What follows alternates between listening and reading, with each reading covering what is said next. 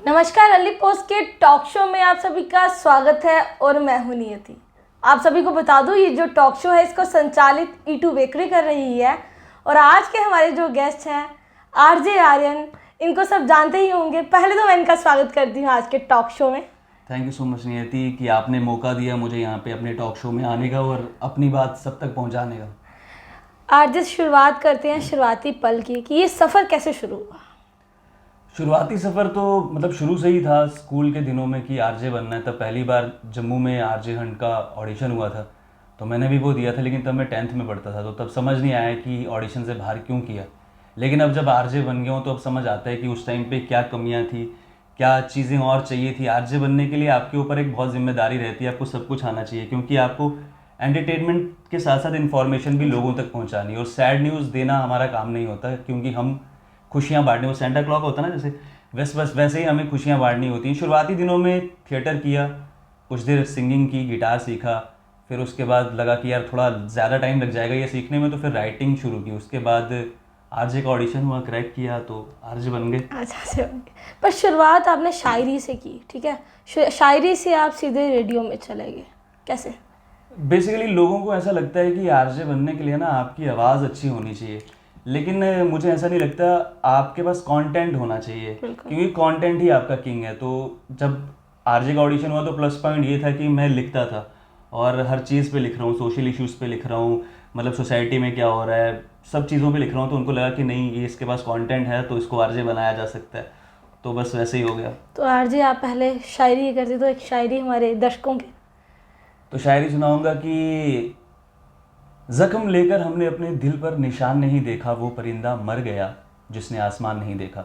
मेरे चाहने वालों ने मुझ में शमशान नहीं देखा, देखने वालों ने सब देखा, घर का सुल्तान नहीं देखा। कहने को ज़माना बसता है एक नज़र में इनकी, पर अभी इन्होंने ज़िंदगी में इम्तिहान नहीं देखा। मेरे खून के कतरे जुमले कसते हैं मुझ पर, अफसोस इन्होंने गुर्बत में अपना मकान नहीं देखा। वाह, बहुत बढ़िया, बहुत बढ़िया। Thank you. आरजे, इसके अलावा और क्या क्या करते हो? इसके अलावा फ़िलहाल तो मैं रेस्ट करना पसंद करता हूँ संडे को और बाकी हफ्ते में 6 दिन काम करना पसंद करता हूँ। कितनी मेहनत करना पड़ती है काम के लिए? काम के लिए बेसिकली क्या है कि जब आप शुरुआत में कोई काम करते हैं ना तो शुरुआती दिनों में आपको बहुत मेहनत करनी पड़ती है। जब मेरे को आरजे के लिए मैं सिलेक्ट हुआ तो तब मुझे लगा कि यार ये कुछ अलग हो रहा है क्योंकि माइक पे आपको बोलना है और वहाँ पे फंबल भी नहीं होना चाहिए और ऐसा भी नहीं होना चाहिए कि आपने कुछ गलत कह दिया जो आगे ऑन एयर चला गया। तो बहुत मेहनत करनी पड़ती थी। मैं शुरुआती दिनों में 4 बजे कभी नहीं उठा, लेकिन आरजे बनने के बाद मुझे 4 बजे उठना पड़ता था और मेरा शो शाम को 4 बजे होता था और 2 बजे तक मैं सिर्फ लिखता रहता था, कंटेंट ढूंढता रहता था। तो 3 महीने तक तो मेरे साथ ये हुआ। फिर उसके बाद 4 से उठना 8 हो गया, 10 हो गया, फिर वैसे करके मतलब तो ऑफिस जाते हैं तो ऑफिस जाके देखते हैं कि क्या बोलना है तो बोल देते हैं। अब तो ऑन स्पॉट हो जाता है। अब तो ऑन स्पॉट हो जाता है, लेकिन उसके लिए मेहनत करनी पड़ती है, प्रैक्टिस आपको चाहिए। कोई दिक्कतों का सामना करना पड़ा इस दौरान? दिक्कतों का दौरान मतलब ऐसा होता है ना कि मुश्किलों के बिना आपको कुछ मिलता नहीं है। परेशानियां होनी चाहिए आपकी ज़िंदगी में, तभी आपको वो जो आपको सक्सेस मिलती है उसकी आपको वैल्यू पता होती है।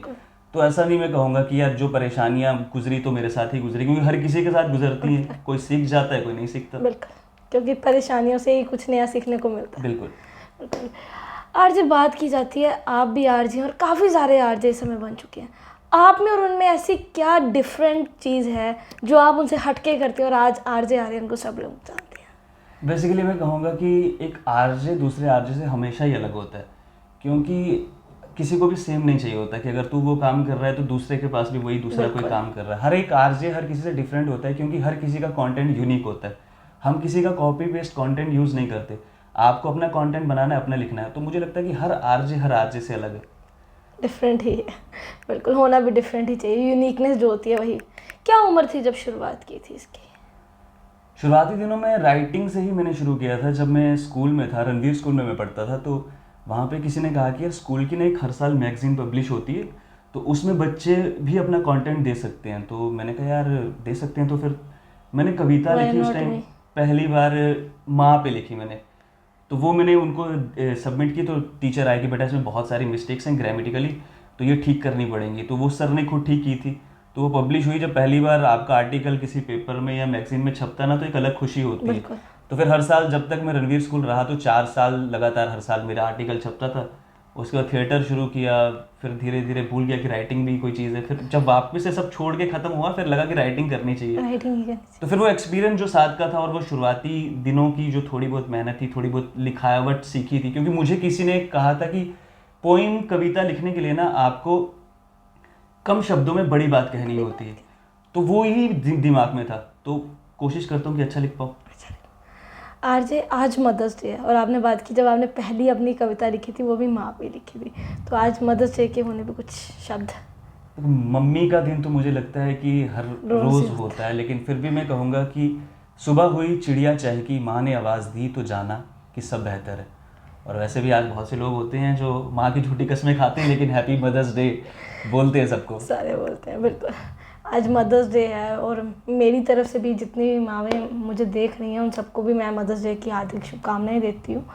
आरजे, आपको हिंदुस्तान के सारे एरियाज़ में सुना जाता है, बट मैंने सुना था जिस तरह मेरे तरफ तक बात पहुंची थी कि आपको कुछ बाहर की जगहों पे भी सुना जाता है, तो उधर का एक्सपीरियंस किस तरह से है? बेसिकली हमारा जो रेडियो है टॉप एफएम पे मुझे लोग सुनते हैं भदरवा, कठुआ, पुंछ, लेह और कारगिल 4 से 8 शाम को। तो अचानक से एक दिन कॉल आया, एक अजीब सा नंबर था, लैंडलाइन पे कॉल आया, तो मैंने उठाया तो उसने कहा हेलो हाय आरजे आर। मैंने हाय हेलो बात हुई, तो मैंने पूछ लिया कि क्योंकि हम पूछते हैं अपने लिसनर को कि कहाँ से बात कर रहे हैं, तो मैंने कहा सर कहाँ से बोल रहे हो? उनका पाकिस्तान से। अब पाकिस्तान से जैसे ही आवाज़ आई ना तो मैं से 2 मिनट के लिए सुन हो गया कि यार पाकिस्तान से कॉल आया, मतलब क्या बोल दिया, कुछ गलत तो नहीं बोल दिया। फिर उन्होंने तारीफ़ की कि हम आपको पुराने रेडियो पे सुनते हैं और बहुत अच्छा लगता है जब आप बोलते हैं रेडियो पे, मज़ा आता है आपको सुन के। फिर उन्होंने व्हाट्सएप पे मुझे वो अपने पुराने रेडियो का फ़ोटो भेजा जो हमारे यहाँ पे आज से 20-25 साल पहले रेडियो हुआ करते थे ना, तो अभी वो उन रेडियोज़ पे सुनते हैं। बहुत अच्छा लगा, मतलब कि दूसरे देश के लोग भी प्यार करते हैं आपको। मतलब अच्छा व्यू मिला वहाँ से, रिस्पॉन्स अच्छा था। अगर आप अच्छा कर रहे हो तो मुझे लगता नहीं है कि आपके खिलाफ कोई कुछ गलत बोलेगा। आज ये फैमिली की सपोर्ट किस तरह से है? फैमिली की सपोर्ट शुरुआती दिनों से तो यही था कि क्या कर रहा है ये, तू पढ़ ले, मतलब अच्छी जॉब ले ले। और सोसाइटी में भी ऐसा बन रखा है ना, लोगों ने एक ऑरा क्रिएट कर रखा है कि सरकारी नौकरी नहीं होगी तो आप कुछ कर नहीं पाओगे। लेकिन जब आरजे बन गया तो बड़े बड़े सरकारी अफसरों का जब इंटरव्यू करता हूँ, उनसे बात करता हूँ, तो तब उनको भी लगता है कि नहीं यार इसमें भी कुछ अच्छा किया जा सकता है। लेकिन परीक्षा तो देनी पड़ती है ना आपको घर वालों को, तो परीक्षा के दौरान में वो मार भी पड़ती हैं, वो गालियाँ भी सुननी पड़ती हैं। नहीं, आपने जिस तरह से बोला कि बड़े बड़े लोगों का इंटरव्यू मैं करता हूँ, आज आप यहाँ पर मेरे पास आए और मैं आज आपका इंटरव्यू कर रही हूँ, आज कैसा लग रहा है? मुझे ऐसा लग रहा है कि जैसे वो 10th में पहली बार बोर्ड के एग्ज़ाम शुरू हुए थे ना, तो वो क्वेश्चन पेपर जब सामने आया था, बस वैसा ही फील हो रहा है मुझे कि आगे मैं सबका इंटरव्यू लेता था, आज मैं इंटरव्यू देने आया हूँ। हाँ, सवाल पूछना मुझे लगता है ईजी है और जवाब देना काफ़ी मुश्किल होता है। आज पता चल रहा है कि लोग कैसे सवाल जवाब पूछते हो। तो मुझे लगता है कि अब पहले मुझे दिलासा देना पड़ेगा जिसका भी इंटरव्यू करूँगी, कुछ नहीं, मैं ऐसे खतरनाक से सवाल नहीं पूछूंगा। बहुत बढ़िया, बहुत बढ़िया। आपके अलावा इसके आप लोग सुनते तो बहुत सारे लोग हैं, अगर आपको किसी और ने कहीं सुनना हो, इस आरजे को ही सुनना है, आर्यन को ही सुनना है, तो वो कहाँ जाकर सुन सकता है?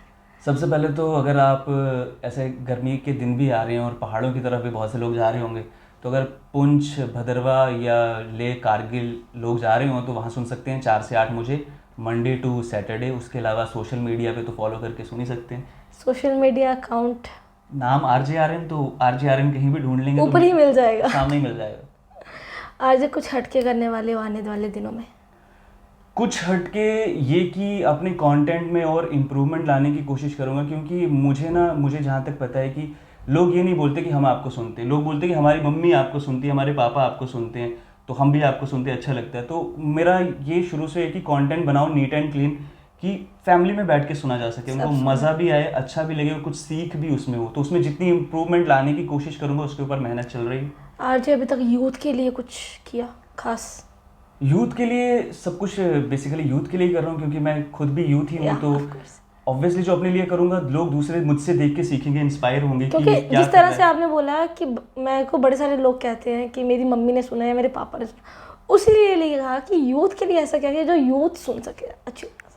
यूथ बेसिकली क्या है कि आरजे का एक काम ये होता है, एंटरटेनमेंट तो करना ही होता है, लोगों को इन्फॉर्मेशन प्रोवाइड करना भी होता है। तो हम अपने कंटेंट में ये चीज़ रखते हैं कि मैं यूथ होके क्या कर सकता हूँ, मैंने यूथ होके क्या मिस कर दिया, और दूसरे जो लोग, जैसे आजकल बहुत सी यूथ है वो नशे की तरफ बिल्कुल। डाइवर्शन हो रहा है उसका, बहुत तो उससे हटाने के लिए लोगों को कुछ इंस्पायरिंग तो चाहिए ना, मोटिवेशनल, कि यार ये बंदा था, अगर गवर्नमेंट जॉब नहीं लग पाई तो प्राइवेट सेक्टर में कुछ अच्छा कर रहा है, तो एक होप बनती है।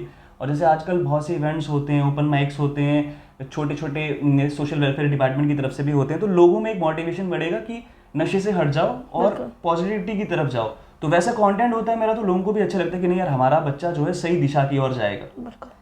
आरजे आर्टिस्ट के लिए क्या कहना चाहोगे? आज का जो जम्मू का आर्टिस्ट है उसके लिए क्या कहना चाहोगे? मैं जम्मू के आर्टिस्ट के लिए तो कुछ खास नहीं कहना चाहूँगा, क्योंकि एक आर्टिस्ट बहुत समझदार होता है। बिल्कुल। क्योंकि हर आर्टिस्ट को पता है कि उसको क्या आर्ट दिखाना है, क्या करना है, कैसे करना है। लेकिन एक चीज़ है कि जम्मू में जो पेड कल्चर हो रहा है ना, कि आर्टिस्ट को पैसे दे के कहीं जाना पड़ता है अपनी परफॉर्मेंस दिखाने के लिए, तो जब तक आप उससे खुद तौबा नहीं करोगे ना, तब तक आपकी वैल्यू नहीं बनेगी। बिल्कुल।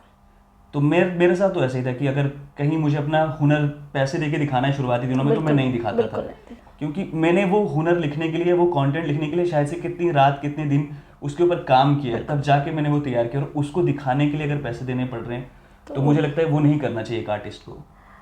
आरजे फिर बोलूँगी जाते जाते एक शायरी हो जाए आज, क्योंकि मन तो नहीं कर रहा अलविदा देने का, बट क्या करे, एक शायर हो तो शायरी जाते जाते होनी चाहिए। एक शायरी सुनाऊंगा कि दिल टूटने का सबब बातें वफा की, ये अफसाने थे अफसाने ही रह गए, सीरत से हसीन और सूरत से खूबसूरत, हम उनके दीवाने थे दीवाने ही रह गए।